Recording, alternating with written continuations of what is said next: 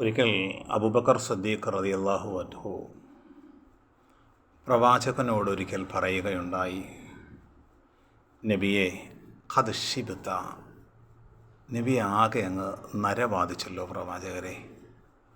അള്ളാഹുവിൻ്റെ റസൂൽ പറഞ്ഞു, അതെ, എന്നെ നരബാധിപ്പിച്ചു കളഞ്ഞു. വിശുദ്ധ ഖുർആനിലെ സൂറ ഹൂദും സൂറ മുർസലാത്തും സൂറ വാഖിയയും എന്നെ നരബാധിപ്പിച്ചു കളഞ്ഞു.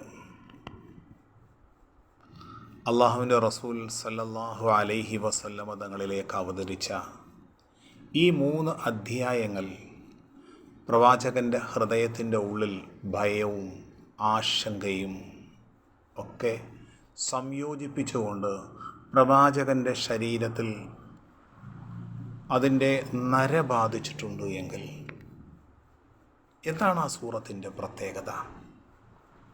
പൂർവ പ്രവാചകന്മാരുടെ സംഭവവും വികാരികളായ അനവധി മനുഷ്യരെ അള്ളാഹു പരീക്ഷിച്ച ചരിത്രവും നാം ഒറ്റയ്ക്കാകുന്ന ഖബർ ജീവിതത്തെക്കുറിച്ചും വരാൻ പോകുന്ന സ്വർഗ നരകങ്ങളെക്കുറിച്ചുമാണ് ഈ അധ്യായങ്ങളിലൂടെ പാരായണം ചെയ്യുന്നത്. ആ അധ്യായങ്ങളുടെ പാരായണം പ്രവാചകൻ്റെ ശരീരത്തിൽ നര ബാധിപ്പിച്ചുവെങ്കിൽ ആ മുറിവേൽപ്പിക്കുന്ന, അത്രത്തോളം ആഘാതമുണ്ടാക്കുന്ന ആ വിശുദ്ധ ഖുർആനിലെ സൂറത്തുൽ മുർസലാത്തും വാഖിയയും നമ്മൾ എത്ര പ്രാവശ്യം പാരായണം ചെയ്യുന്നു? നമ്മുടെ ജീവിതത്തെ എത്ര കണ്ടത് സ്വാധീനിച്ചു? നമ്മുടെ ഉറക്കം നഷ്ടപ്പെട്ടു പോകുന്ന പരലോകത്തെക്കുറിച്ചുള്ള ഭയപ്പാട് നമ്മുടെ ഹൃദയത്തിൽ എത്രത്തോളം ഉണ്ടായി? മക്കളോടൊപ്പം കുടുംബത്തോടൊപ്പം ജീവിക്കുമ്പോൾ ഞാൻ ഒറ്റയ്ക്ക് പോയി കിടക്കുന്ന ഖബറിനെക്കുറിച്ച് നമ്മളിൽ എത്ര പേര് വിശുദ്ധ ഖുർആനിൻ്റെ വായനയിലൂടെ ചിന്തിക്കാൻ കഴിയുന്നുണ്ട്?